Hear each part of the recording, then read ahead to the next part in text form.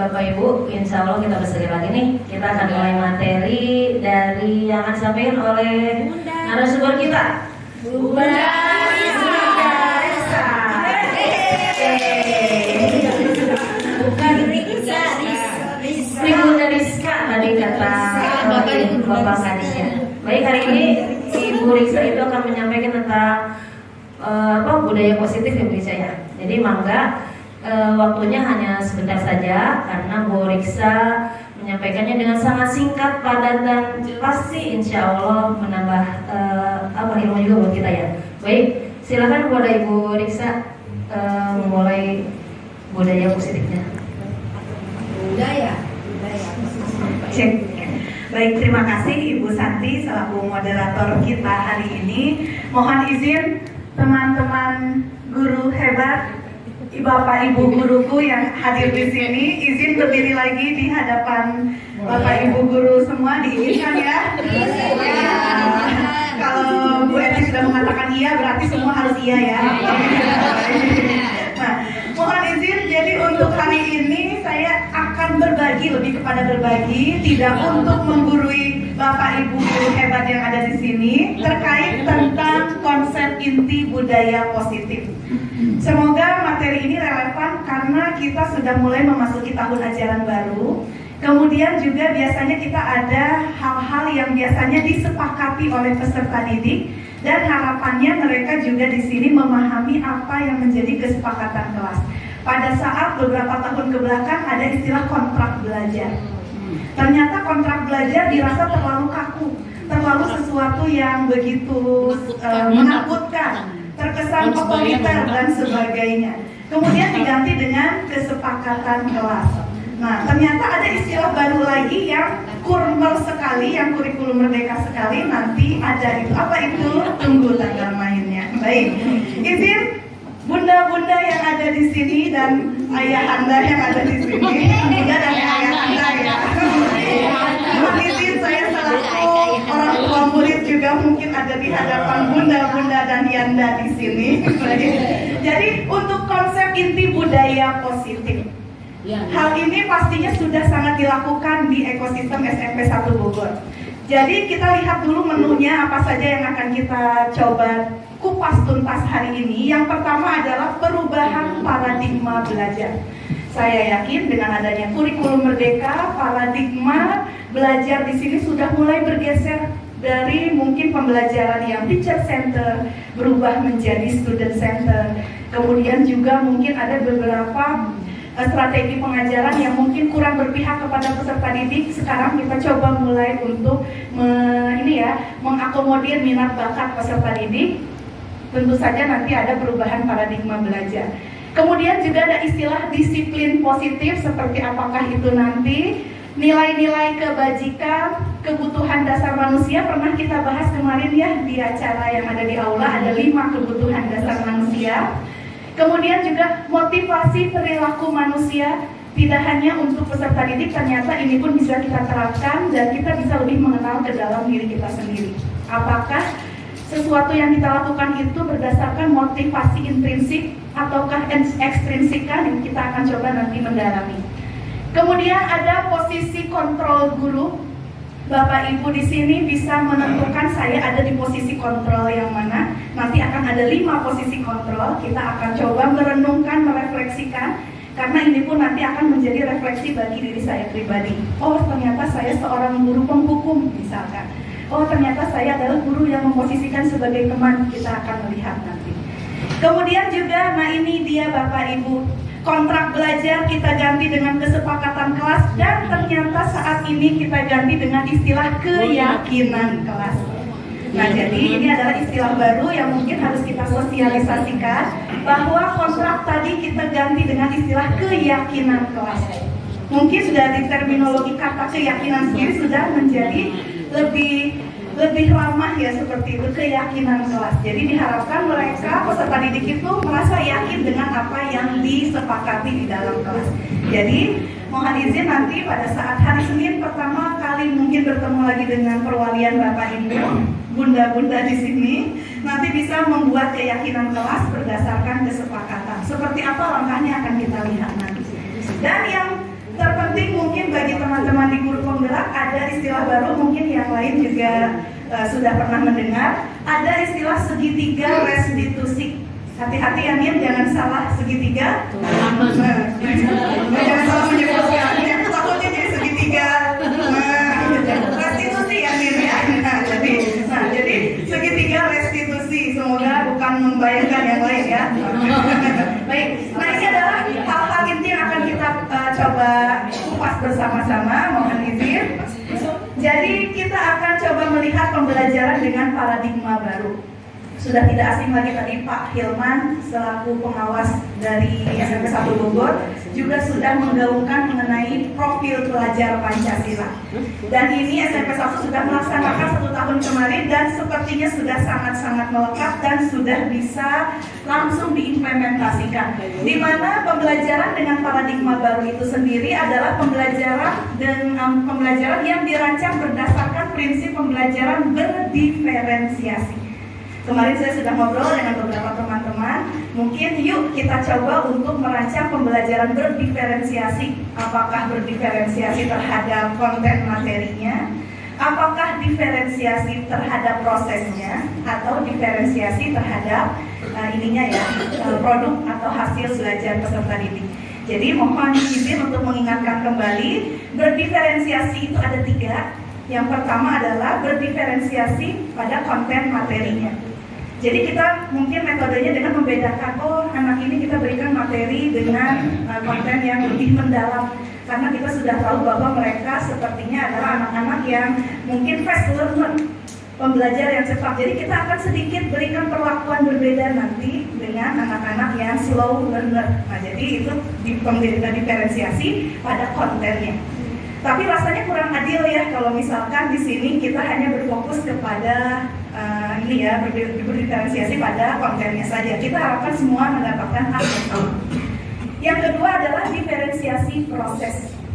Di mana diferensiasi prosesnya itu adalah kita coba mengakomodir gaya belajar masing-masing. Ada gaya visual, audio, kemudian ada tari atau ada gaya kinestetik. Itu disebut dengan gaya belajar yang berdiferensiasi pada prosesnya. Dan yang ketiga yang kita pernah bahas dengan beberapa rekan-rekan, mungkin Bu Feni juga sudah melakukan, di mana diferensiasi pada produknya. Di mana produknya itu macam-macam. Tadi Pak Hilman katakan mungkin bisa berupa podcast, berupa video atau drama yang mereka buat, atau produknya berupa carta, gambar, poster, puisi dan sebagainya. Itu adalah diferensiasi pada produknya. Nah, jadi ini yang akan coba dibangkitkan kepada guru-guru yang ada di seluruh Indonesia terkait dengan pembelajaran dengan paradigma baru. Tentu saja di sini perkembangan juga sesuai dengan teori psikologi modern untuk mewujudkan profil pelajar Pancasila. SMP 1 sepertinya sudah sangat-sangat merujuk kepada pembelajaran dengan paradigma baru. Baik. Kita lanjutkan, ada sesuatu yang lebih seru lagi. Mohon izin, ini seperti tidak ada di Spensa. Ini sepertinya mungkin masih ada di beberapa sekolah-sekolah yang lain. Miskonsepsi tentang teori kontrol. Kalau mendengar istilah kontrol berarti ada sesuatu yang upaya untuk kita mengatur orang lain. Ini kita sebut miskonsepsi karena hal ini dinyatakan sudah tidak relevan lagi berada pada paradigma pembelajaran di era saat ini. Di mana kita harus memperhatikan kodrat alam peserta didik dan kodrat zamannya. Miskonsepsi yang pertama, ilusi guru mengontrol murid. Jadi kita coba untuk menghilangkan hal-hal yang mungkin di sini mengontrol dalam artian kita mengatur segala hal sesuatunya tanpa ada istilahnya kesepakatan bersama dengan peserta didiknya. Karena kan jargon kita adalah merdeka belajar. Ada juga merdeka mengajar untuk Bapak Ibu guru. Dan untuk peserta didik usia PAUD disebut dengan merdeka bermain. Jadi ada 3 merdeka nih bunda-bunda nih ya. Di bunda-bunda ya. Ada 3 nih ya. Ada 3 merdeka. Ada merdeka belajar, merdeka mengajar, dan merdeka bermain. Nah jadi ilusi guru mengontrol murid ini dirasa sudah tidak relevan untuk saat ini. Jadi kita harus memerdekakan mereka. Kemudian ilusi bahwa semua penguatan positif, efektif, dan bermanfaat ini loh ternyata yang saya pun baru menyadari setelah saya mempelajari modul di guru penggerak ini. Kita berpikir bahwa memberikan apresiasi, "Mak, kamu pinter, kamu hebat, itu bagus, good job," gitu kan ya. Kita berpikir itu sesuatu yang positif. Mohon maaf, ternyata tidak. Oke, nanti kita lihat alasannya kenapa tidak ya. Oke. Nah, kemudian ilusi bahwa kritik dan membuat rasa bersalah mampu menguatkan karakter. Mungkin pada saat zaman kita masih sekolah ada mungkin masih beberapa pengajar yang membuat rasa bersalah merupakan penguatan karakter. Nakut-nakutin gitu ya, memojokkan. Diharapkan itu bisa membuat karakter mereka menjadi baik. Ternyata menurut para psikologi ternyata ini tidak. Seperti apa alasannya kita lihat nanti. Ada guru BK juga di sini, nanti kita coba diskusi ya Bun ya. Karena ternyata sekarang tugas guru BK juga akan diambil oleh guru-guru mengajar atau guru-guru mata pelajaran lainnya, karena juga harus memahami mengenai ini. Dan tapi kita masih butuh ya dengan guru BK, jadi tidak usah khawatir ya Bu ya. Baik. Dan ilusi bahwa orang dewasa berhak memaksa. Nah, jadi ini juga yang harus sudah mulai kita bergeser, karena kodrat zamannya peserta didik kita saat ini mungkin akan berbeda dengan pada saat zaman kita ya. Mungkin ada yang membandingkan, zaman dulu mah anak-anaknya di kelasnya pada nurut, pada duduknya rapi, pada takut sama guru misalkan seperti itu. Tapi sekarang kok berbeda? Ternyata itu adalah kodrat zamannya yang sudah berubah. Nah, kodrat alam dan kodrat zaman. Jadi tidak bisa kita memaksakan mereka, harus berhak kita memaksa mereka untuk kita kontrol. Nah, mungkin di sini akan terjadi pro kontra nih ya. Aku nggak setuju deh dengan statement tadi yang tadi gitu ya. Tapi nanti kita di sini akan coba berdiskusi. Baik, masih ada yang lebih seru lagi nih. Di sini ada mengubah paradigma stimulus respon ke pendekatan teori kontrol.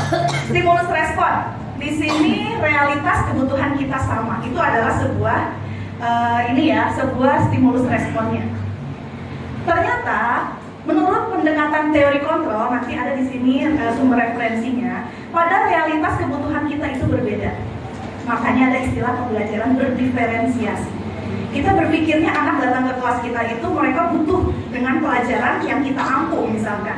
Ternyata pada kenyataannya kan iya, ada yang butuh, ada juga yang terpaksa butuh gitu kan ya. Nah, dan di sini ternyata pada teori kontrol realitasnya kita kebutuhannya adalah berbeda. Kemudian stimulus respon yang kedua, semua orang melihat hal yang sama. Ternyata saat Bu Feni melihat saya, Bunda Rizka yang ada di depan ini, pasti akan berbeda perspektifnya dengan apa yang dilihat oleh Pak Eka, gitu kan? Nah, jadi di sini kita juga berpikir bahwa setiap orang memiliki gambaran atau perspektif yang berbeda. Jadi kita udah mulai mencoba untuk open mind seperti itu.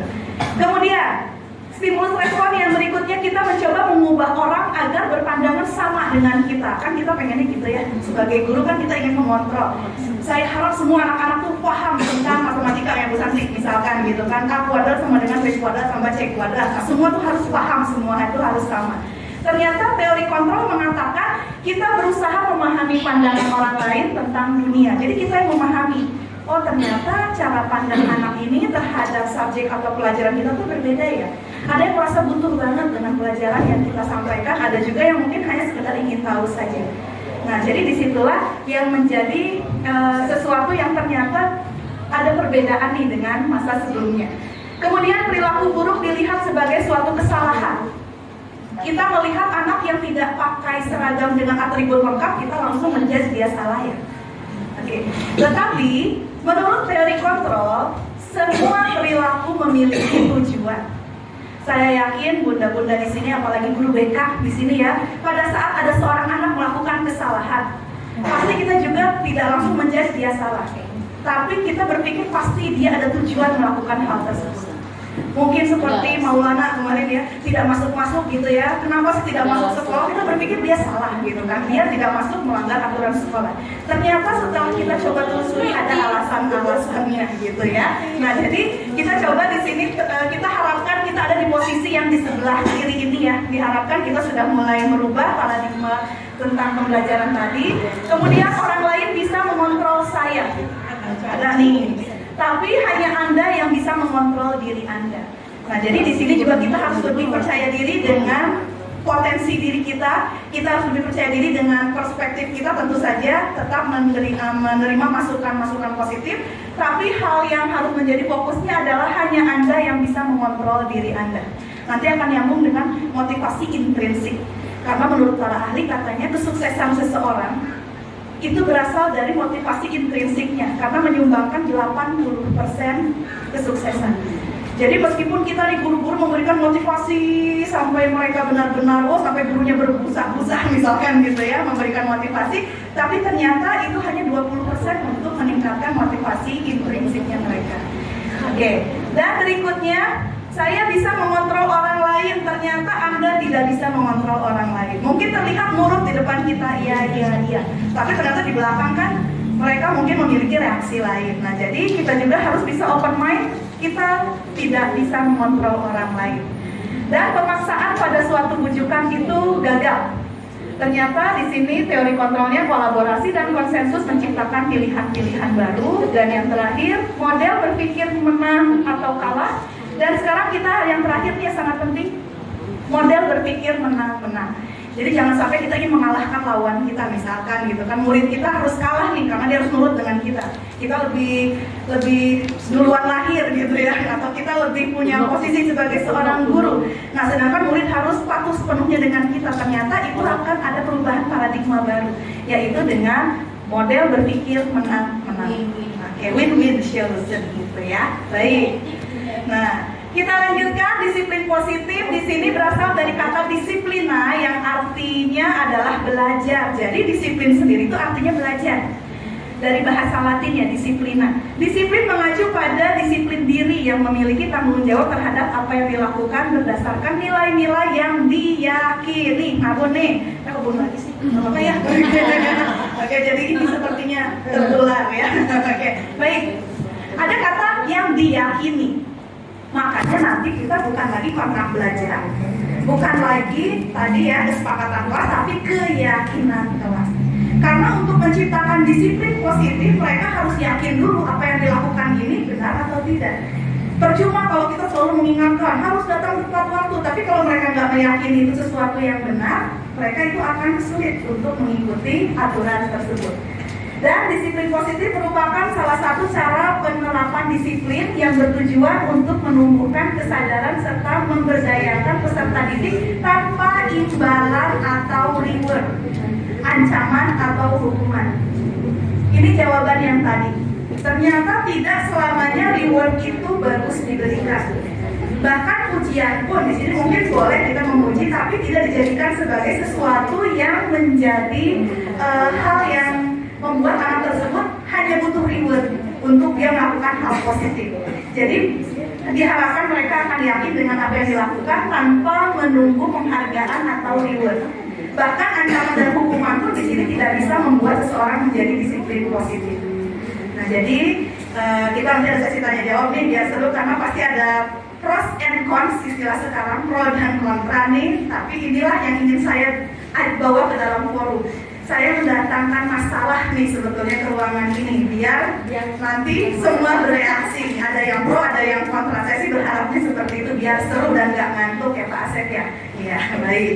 Nah, jadi sebagai pendidik tujuan kita adalah menciptakan peserta didik yang memiliki disiplin diri sehingga mereka berperilaku mengacu kepada nilai-nilai kebajikan universal. Yuk kita lihat nilai kebajikan universal itu apa aja sih?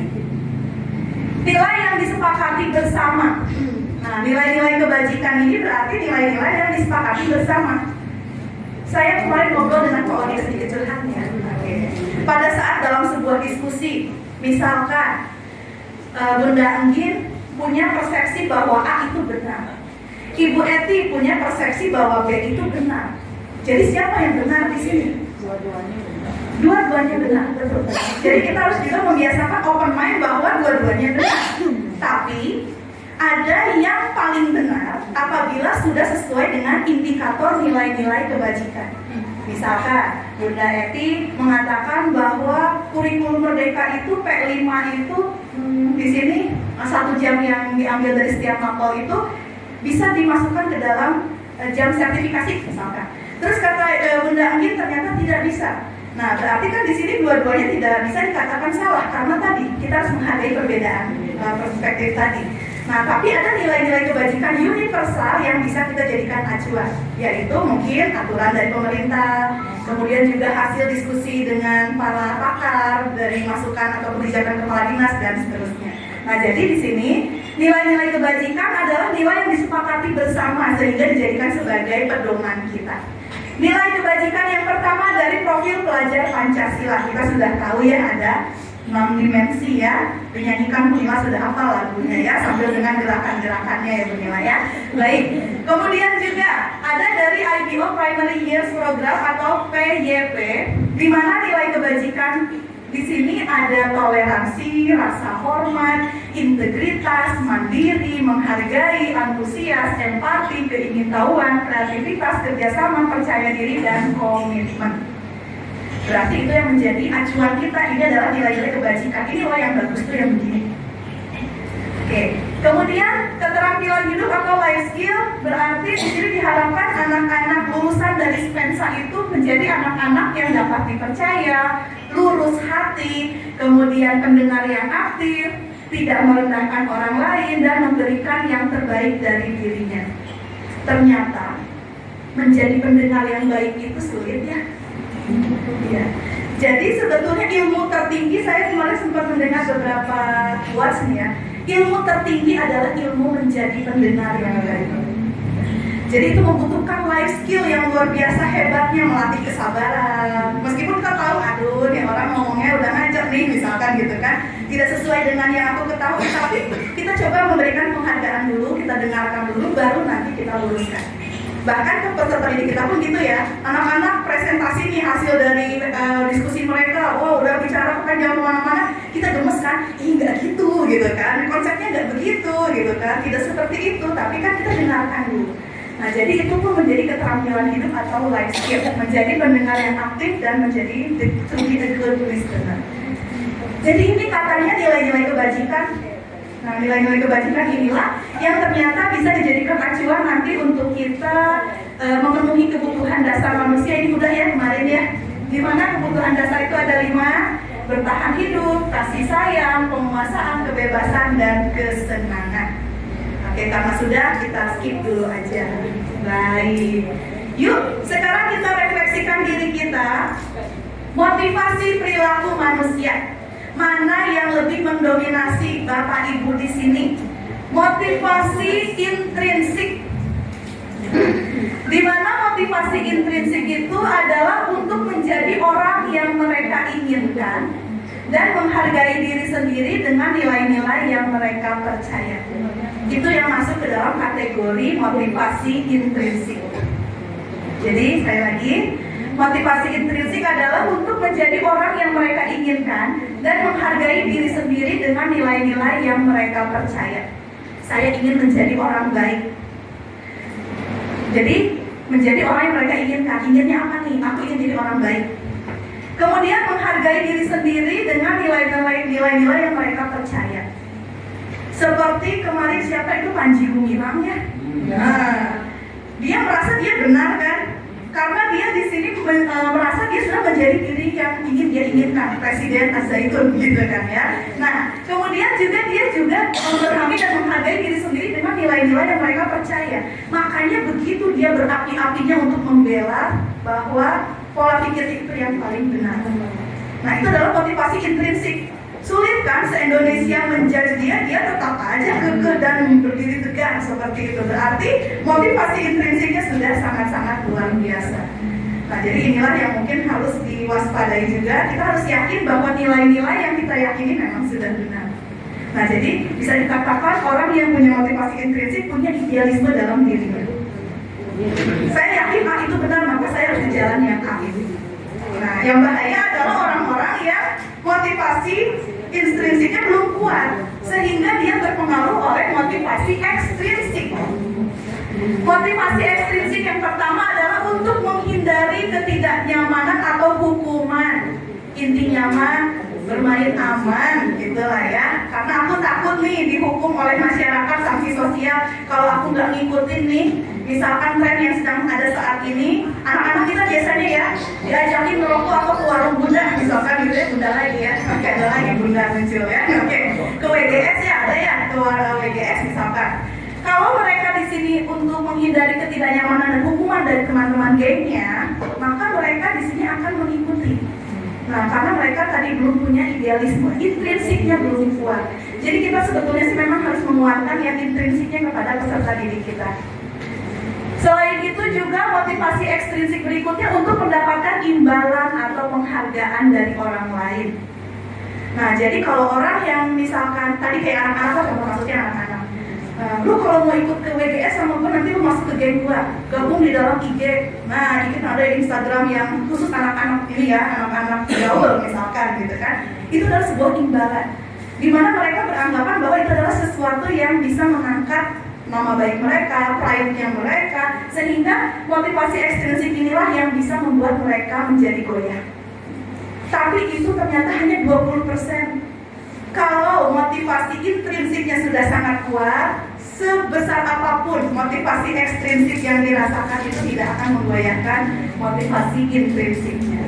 Baik, nah jadi kebanyakan nih anak-anak yang galau, yang suka ikut-ikutan gitu ya, yang misalkan gak enakan, nah biasanya berarti harus kita perkuat di motivasi intrinsiknya. Baik, lanjut ya. Nah, kemudian di sini ada beberapa istilah nih Bun.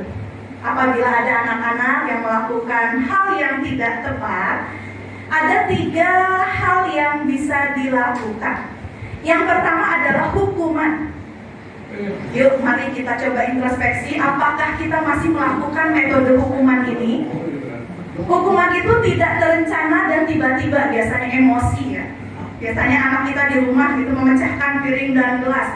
Nah, tiba-tiba kita emosi karena emosi kita sedang tidak baik, kita memberikan hukuman. Ayo sini, masuk ke dalam kamar mandi, dikunci, misalkan. Itu adalah hukuman. Tapi setelah kita melakukan hukuman, biasanya lihat anak udah tidur malam-malam tuh sedih ya, tadi udah dicubit, udah dimarahin, apa nyesal. Karena tidak terencana dan terjadi secara tiba-tiba. Alangkah baiknya kita hindari ya adanya perilaku hukuman. Murid tidak tahu apa yang terjadi atau tidak dilibatkan, tiba-tiba dihukum.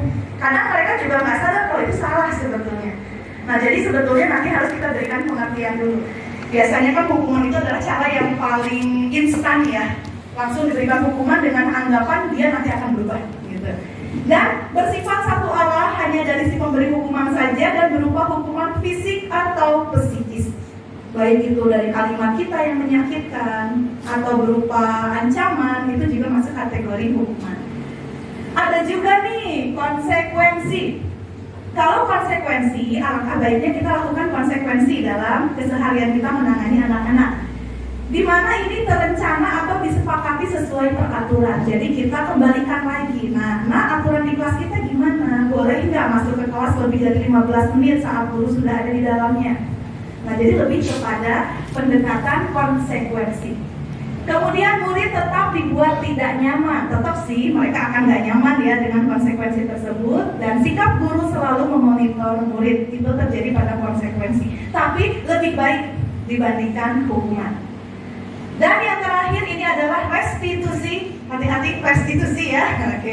Nah, jadi proses menciptakan kondisi bagi murid untuk memperbaiki kesalahan ini kalau dikatakan adalah fase yang tertinggi. Fase tertinggi tidak lagi hukuman atau konsekuensi, tapi restitusi. Seperti apa sih restitusi? Nah, nanti kita akan belajar segitiga restitusi. Baik, udah mulai penasaran ya? Ini nanti kita akan coba lihat. Silakan Bapak Ibu ada di posisi mana? Posisi kontrol guru yang diberlakukan kepada peserta didik. Nanti kita akan ada sesi diskusi tanya jawab ya. Sekarang izin untuk memaparkan dulu materi. Ada posisi yang pertama adalah penghukum. Tadi ya berarti dia satu arah, kemudian secara tiba-tiba, kemudian juga di sini membuat tadi tidak dilibatkan, atau membuat merasa bersalah. Ada kalimat-kalimat yang membuat anak-anak merasa bersalah. Nah, jangan begitu. Kalau kamu begitu, ibu menjadi sedih. Nah, misalkan itu kan mereka merasa bersalah jadi. Nanti kalau kamu seperti itu, masa depan kamu bagaimana? Nah, itu kan ya kita baik ya awalnya membuka wawasan mereka gitu kan. Tapi ternyata nanti ada plus minusnya dari posisi kita membuat merasa bersalah. Ada juga posisi teman, posisi pemantau dan manajer. menurut Bapak Ibu? Yang paling tinggi levelnya yang mana? Manajer. Iya. Jadi Bapak Pades sekali masih pemantau karena kan sesuai usia peserta didik kita ya, masih remaja, butuh dipantau? Butuh kita posisinya sebagai teman? Perlu. Membuat merasa bersalah perlu nggak sih? Perlu juga. Nah ini udah mulai berbeda kan, udah mulai beda nih. Nah sebelum ini udah beda nanti silakan kita berantem bareng di sini ya. Aku mah setuju, aku mah tidak. Pembuku masih perlu nggak pembuku? Enggak, oke. Ada yang setuju? Kalau teman? Teman kan antara guru dan siswa harus ada batasan. Ya. Kalau teman itu boleh juga Oke, nanti kita lihat ya ciri-ciri sebagai pengontrol itu seperti apa, sebagai teman seperti apa. Luar biasa Bu Eti ya. Sudah tidak sabar ingin ke slide berikutnya berarti ya. Baik, udah mulai ya. Bagi yang ingin bertanya silakan mulai tulis deh nih. Kayaknya udah mulai banyak yang agak-agak dari gesturnya nggak setuju nih dengan kalimat saya tadi ya. Ini agak ada yang mengulurkan kening gitu kan, ada yang mulai begini ya. Ini pasti konsen banget gitu ya, ngantuk ya. Baik, silakan kalau ada yang bertanya boleh tulis dulu, nanti kita diskusi bersama ya. Baik. Di sini 5 ada contoh nih. Tadi kan Bu Eti bertanya ya, seperti apa sih posisi kontrol yang kayak teman gitu ya. Nah ini contoh penerapan 5 posisi kontrol guru. Kasusnya siswa tidak memakai atribut lengkap saat upacara bendera. Kalau seorang penghukum hormat pada bendera selama 1 jam, memberikan hukuman karena kamu nggak pakai atribut, kumpul di lapangan hormat bendera 1 jam. Mungkin zaman dulu ada yang ada. Berarti guru kita melakukan posisi kontrol sebagai penghukum. Nah, oke. Membuat merasa bersalah. Berapa kali bapak atau ibu harus memberitahu kamu selalu saja mengecewakan ibu bapak. Kumaha atuna kamu teh udah berapa kali dikasih tahu gitu kan. Nah, berarti bapak ibu melakukan posisi kontrol membuat rasa bersalah. Kalau sebagai teman, nah, ayo dong ikutin aturan sekolah. Tolong bantu deh bapak ibu sekali di sini aja. Ya udah nggak apa-apa deh. Lain kali jangan sampai berbuat seperti itu lagi ya. Nah, bapak ibu silahkan bisa merefleksikan diri, aku yang mana nih posisi kontrolnya nih. Kalau ada anak yang tidak menggunakan atribut kontrol saat upacara. Oke, itu posisi kontrol seperti itu untuk teman. Rame gitu ya dulu ya. Oke, pemantau. Kalau bapak ibu memilih posisi pemantau, biasanya nanti akan ada kalimat seperti ini. Kamu sudah melanggar peraturan sekolah. Kamu tahu nggak konsekuensinya? Setelah upacara, kamu beli atributnya ke koperasi dan jangan diulang lagi. Sekarang hubungi Bu Tini, ini nomor teleponnya.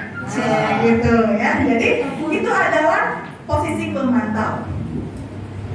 Dan yang terakhir adalah posisi sebagai seorang manajer. Apakah kamu tahu kesalahanmu? Apakah kamu tahu kesalahanmu? Kira-kira bagaimana kamu memperbaiki kesalahanmu? Manajer banget ya kan? Jadi bagaimana dia men-coaching peserta didiknya tadi untuk dia berpikir salah nggak sih? Gitu kan? Yang paling keren sih katanya ini. Nah, tapi kita lihat situasi kondisi. Kalau misalkan anaknya itu lagi, udah disuruh beli ke koperasi gitu kan, itu kan misalkan gitu ya, gitu ya, gitu, getar, emosi, langsung penghukum kita muncul gitu ya. Jadi memang tergantung situasi kondisi. Tapi alangkah baiknya kalau pada kasus ini anak ini mungkin belum bermasalah, bisa kita berikan posisi yang mungkin posisi kontrol yang lebih baik. Baik. Nah, sekarang untuk bisa anak-anak itu disiplin positif, berarti kan harus ada kesepakatan kelas yang ditegati dengan keyakinan kelas. Berarti dia harus yakin dulu apa yang disepakati tadi berarti sesuatu yang memang baik gitu. Dan kita bangun motivasi intrinsiknya tadi agar dia melakukan disiplin tadi tanpa ada rasa paksaan ataupun takut dihukum atau hanya butuh reward saja. Jadi nanti pada saat hari Senin yang belum membuat kesepakatan kelas kita ganti ya keyakinan kelas. Di mana keyakinan kelas ini bersifat abstrak.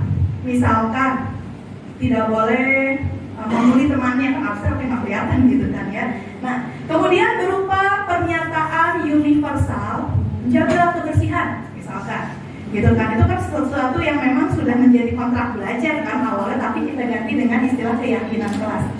Dibuat dalam pernyataan positif, membuang sampah pada tempatnya. Jangan. Nah, kita menggunakan kata jangan gitu ya. Jadi kita gunakan kalimat-kalimat yang positif.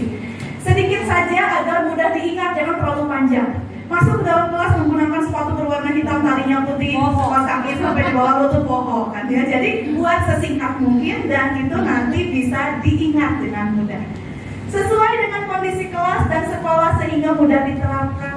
Nah, jadi kelas 7A dengan 7G biasanya beda ya karakteristik peserta didiknya. Jadi memang sesuai dengan kondisi lingkungannya. Dan semua warga sekolah atau warga kelas dilibatkan saat membuat keyakinan kelas. Jadi tidak ada alasan, kan aku nggak ikut pada saat membuatkan keyakinan kelas. Itu kan hanya bapak guru yang buat, aku tidak. Jadi tidak ada keinginan untuk memperbaiki atau mengikuti keyakinan kelasnya. Baik, itu tadi. Nah, sekarang kita kuis, silakan. Posisi kontrol mana nih menurut Bapak Ibu apabila ada kalimat seperti ini? Nah, pasti akan beda-beda nih, Oke, Bu Santi sebagai moderator kita lihat apakah jawabannya sama atau tidak ya. Baik, ada kalimat, saya kecewa sekali dengan kamu. Rasa bersalah. Oke, ada yang berbeda? Merasa bersalah? Penghukum? Tidak ada? Manajer? Tidak? Oke, sama semua? Sama. Oke, berarti sudah sepakat ya, itu adalah pembuat merasa bersalah. Baik, tenang, masih ada. Kamu tidak pernah benar melakukannya.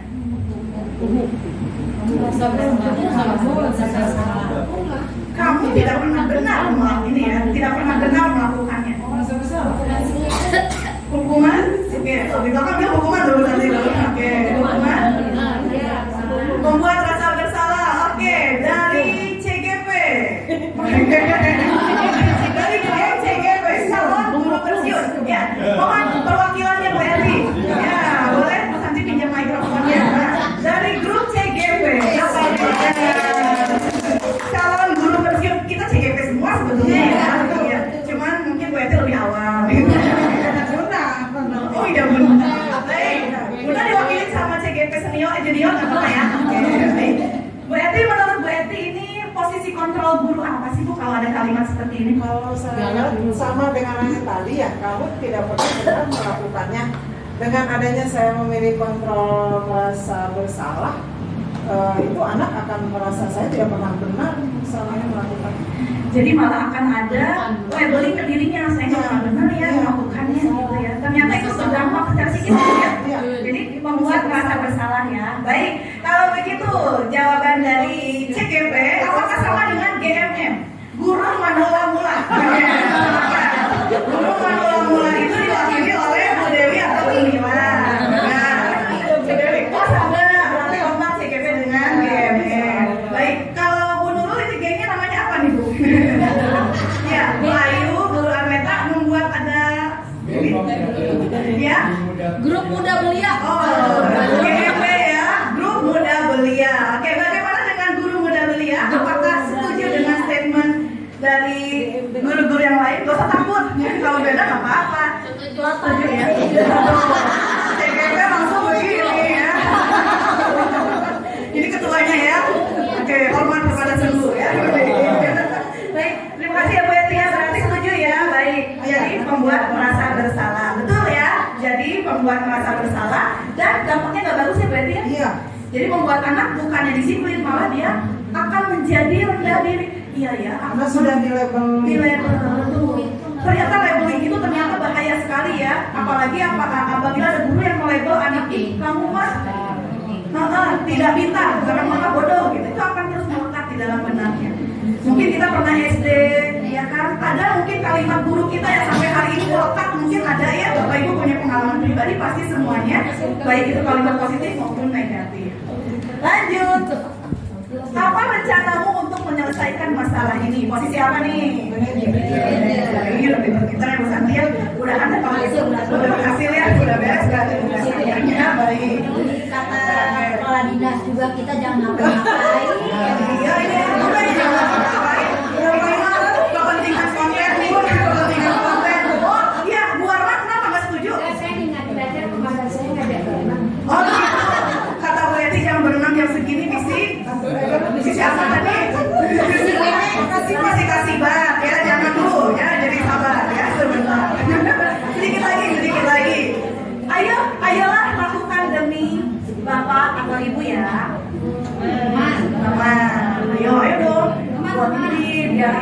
lagi marahin nih semua kepala sekolah misalkan gitu, itu kan teman ya.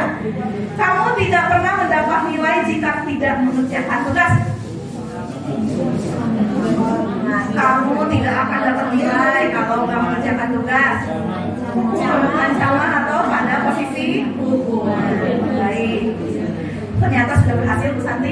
Ya, berarti sudah memahami posisi kontrol apa yang akan Bapak Ibu lakukan. Semua kembali kepada hati nurani Bapak Ibu mau menggunakan posisi kontrol yang mana. Tapi alangkah baiknya tadi kita sudah tahu ya bahwa posisi kontrol tersebut menentukan pola pikir dan juga motivasi intrinsik peserta didik kita.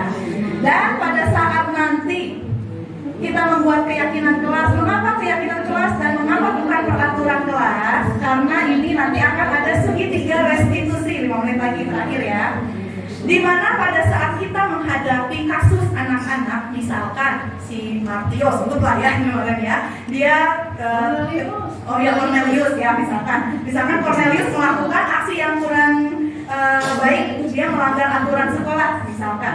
Yang harus dilakukan yang pertama itu dengan melakukan segitiga restitusi. Yang pertama itu tahapan yang pertama adalah menstabilkan identitas. Seperti apa sih kita lihat nanti. Menanyakan keyakinan. Nah berarti kita tanyakan keyakinan kelas kita, keyakinan sekolah kita seperti apa. Apakah kamu melanggar atau tidak sih, gitu kan? Tanyakan dulu ke mereka. Takutnya mereka nggak tahu keyakinan sekolah atau keyakinan kelas kita. Nah jadi kita coba untuk menanyakan keyakinan. Dan yang ketiga, validasi tindakan yang salah. Jadi itu baru di akhir. Biasanya kita melakukannya akhir dulu ya. Kita validasi kesalahan dulu. Kamu tuh salah ya begini-begini. Tanpa dia tahu kesalahanku apa. Atau dia tahu salahnya ya. Atau dia tahu salahnya tapi dia belum menstabilkan identitas. Gitu ya. Jadi kita coba-coba lihat menstabilkan identitas itu seperti apa sih? Berdasarkan prinsip membuat kesalahan adalah bagian dari proses pembelajaran. Ini nih. Jadi yang pertama menstabilkan identitas. Kita stabilkan dulu mereka. Karena mereka yang sudah bikin salah itu kan nggak stabil ya. Mereka itu akan galau. Mereka itu akan ada perasaan bersalah, takut dan sebagainya. Kita stabilkan dulu identitas mereka. Yang pertama, kita berikan dulu pengantarnya. Berbuat salah itu wajar, nah. Kita stabilkan dulu identitasnya. Kalau udah stabil baru nanti ke tahap berikutnya. Tidak ada manusia yang sempurna. Nah, biasa mereka nyaman dulu. Biasanya kalau kita sudah nyaman, kita baru mau bercerita kan. Nah, jadi yang pertama tuh bikin nyaman ya Pak Eka ya. Nah, jadi bikin nyaman dulu, baru kita akan terbuka. Ibu bapak juga pernah melakukan itu, padahal enggak gitu kan. Nah, tapi kita coba stabilkan dulu identitas mereka. Atau bisa juga ibu tidak mau mencari siapa yang salah, tapi ibu ingin mencari solusi dari permasalahan ini. Nah, kita stabilin dulu mereka sampai benar-benar mereka mau. Kamu berhak merasa begitu. Nah, itu adalah contoh dari kalimat-kalimat menstabilkan identitas. Tahap pertama. Tahap kedua baru kita validasi tindakan yang salah dulu nih, kita validasi tindakan yang salah ya. Berdasarkan prinsip setiap perilaku berupaya memenuhi suatu kebutuhan tertentu. Validasi tindakan yang salah, kamu pasti punya alasan mengapa melakukan itu. Nah, itu adalah tahapan setelah kita menstabilkan identitas. Baru kita, mohon maaf, yang kedua adalah validasi tindakan yang salah. Padahal kamu bisa melakukan yang lebih buruk dari ini ya. Nah, gitu kan. Kamu patut bangga karena kamu telah melindungi sesuatu yang penting buatmu. Jadi kita coba validasi dulu kesalahannya. Tanpa kita langsung menjudge, tapi kita tahu itu salah gitu kan. Kamu melakukannya karena mempertahankan sesuatu yang penting bagimu. Nah, jadi kita validasi dulu tindakan salahnya. Ya, kita coba kedua mancing lah ya. Empati dulu ya, empati. Ya, kita munculkan empatinya. Setelah nyaman, kita munculkan empatinya. Baru yang terakhir adalah menanyakan keyakinan. Nah, berdasarkan prinsip teori kontrol bahwa pada dasarnya kita termotivasi secara intrinsik. Pada dasarnya motivasi intrinsik itu sangat kuat. Nah, baru ditanyakan, apa keyakinan sekolah kita? Apa keyakinan kelas kita? Nah, ditanyakan nih aturan sekolah, tahu kan apa saja? Nilai apa yang telah disepakati bersama? Seperti apa gambaran sebuah kelas yang ideal menurut kamu? Kamu ingin menjadi orang seperti apa? Jadi biarkan mereka yang menyadari kesalahannya sendiri. Justru dengan segitiga restitusi ini, harapannya mereka akan menjadi pribadi yang menjadi memiliki disiplin positif tanpa harus kita paksa, tanpa harus kita capek-capek memberikan hukuman, tanpa harus kita merasa letih dengan perilaku mereka. Ternyata kalau sudah kita ambil hatinya, intinya adalah ambil dulu hatinya, maka setelah itu kita masih bisa mengontrol mereka, tanda kutip sebetulnya. Baik, mungkin itu saja, sudah 1 jam sepertinya ya. Oke, mohon maaf yang mau berenang, kata Bu Eti jangan dulu siang-siang ya, takut kasih batin. Oke, terima kasih. Apabila diizinkan ada sesi menjawab, tidak usah ya. Oke, tidak usah. Baik, terima kasih. Mohon maaf apabila ada hal yang kurang berkenan. Ya, kita akhiri dengan mengucapkan Assalamualaikum warahmatullahi wabarakatuh.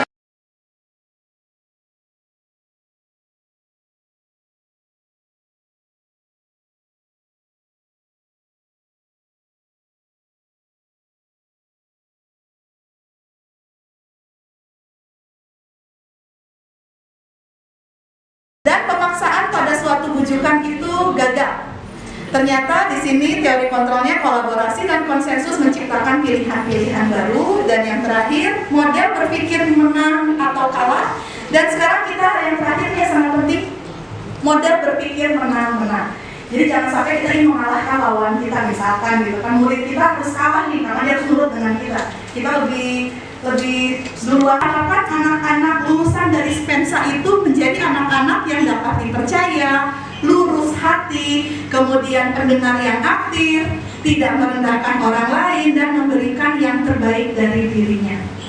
Ternyata ada 3 nih ya, ada 3 merdeka, ada merdeka belajar, merdeka mengajar, dan merdeka bermain. Nah, jadi ilusi guru mengontrol murid ini dirasa sudah tidak relevan untuk saat ini. Jadi kita harus gaya belajar masing-masing.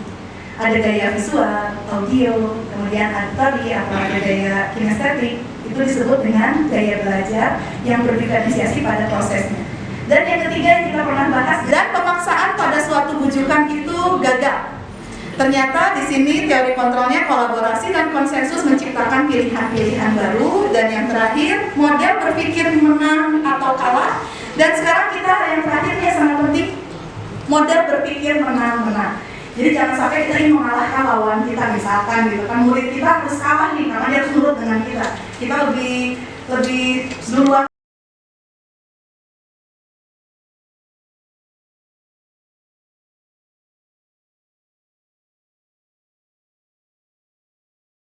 CGP dengan GMR. Baik, kalau Bu Nurul ini gengnya namanya apa nih Bu? Ya, Bu Ayu, Bu Armeta membuat ada ya, Grup Muda Belia. oh, GMP ya, Grup Muda Belia. Oke, bagaimana dengan Guru Muda Belia? Apakah setuju dengan statement dari guru-guru yang lain? Gak usah takut, ya, kalau beda nggak apa-apa. Setuju ya? CGP langsung begini ya. Ini ketuanya ya. Oke, hormat kepada seluruh ya. Baik, terima kasih ya Bu Etia, berarti setuju ya. Hal-hal yang mungkin di sini mengontrol dalam artian kita mengatur segala hal sesuatunya tanpa ada istilahnya kesepakatan bersama dengan peserta didiknya. Karena kan jargon kita adalah merdeka belajar terkait dengan pembelajaran dengan paradigma baru. Tentu saja di sini perkembangan juga sesuai dengan teori psikologi modern untuk mewujudkan profil pelajar Pancasila. SMP 1 sepertinya sudah sangat-sangat merujuk kepada pembelajaran dengan paradigma baru. Lagi gaya belajar masing-masing. Ada gaya visual, audio, kemudian ada tadi atau ada gaya kinestetik. Itu disebut dengan gaya belajar yang berdiferensiasi pada prosesnya. Dan yang ketiga yang kita pernah bahas, dan pemaksaan pada suatu bujukan itu gagal. Ternyata di sini teori kontrolnya kolaborasi dan konsensus menciptakan pilihan-pilihan baru. Dan yang terakhir, model berpikir menang atau kalah. Dan sekarang kita yang terakhir yang sangat penting, model berpikir menang-menang. Jadi jangan sampai kita ingin mengalahkan lawan kita, misalkan gitu kan, murid kita harus kalah nih karena dia harus nurut dengan kita. Kita lebih duluan gaya belajar masing-masing. Ada gaya visual, audio, kemudian ada tadi atau ada gaya kinestetik. Itu disebut dengan gaya belajar yang berdiferensiasi pada prosesnya. Dan yang ketiga yang kita pernah bahas, harapan anak-anak lulusan dari Spensa itu menjadi anak-anak yang dapat dipercaya, lurus hati, kemudian pendengar yang aktif, tidak merendahkan orang lain, dan memberikan yang terbaik dari dirinya. Dan pemaksaan pada suatu bujukan itu gagal. Ternyata di sini teori kontrolnya kolaborasi dan konsensus menciptakan pilihan-pilihan baru. Dan yang terakhir, model berpikir menang atau kalah. Dan sekarang kita yang terakhir yang sangat penting, model berpikir menang-menang. Jadi jangan sampai kita ingin mengalahkan lawan kita, misalkan gitu kan, murid kita harus kalah nih karena dia harus nurut dengan kita. Kita lebih duluan. Yuk, mari kita coba introspeksi, apakah kita masih melakukan metode hukuman ini? Hukuman itu tidak terencana dan tiba-tiba, biasanya emosi ya. Biasanya anak kita di rumah itu memecahkan piring dan gelas. Nah, tiba-tiba kita emosi karena emosi kita sedang tidak baik, kita memberikan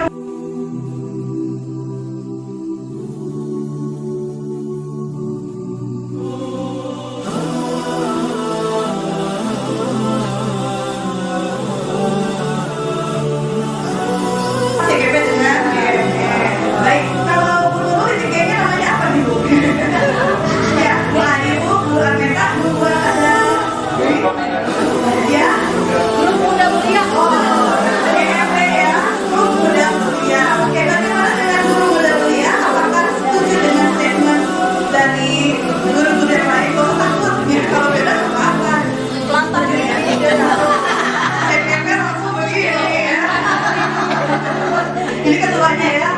Oke, hormat kepada seluruh ya. Baik, terima kasih yang banyak ya. Berarti setuju ya yang terkait dengan pembelajaran dengan paradigma baru.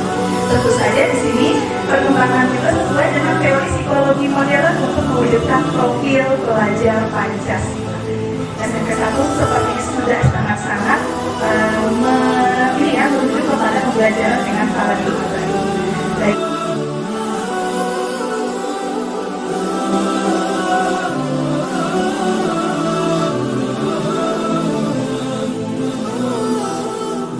Dan pemaksaan pada suatu bujukan itu gagal.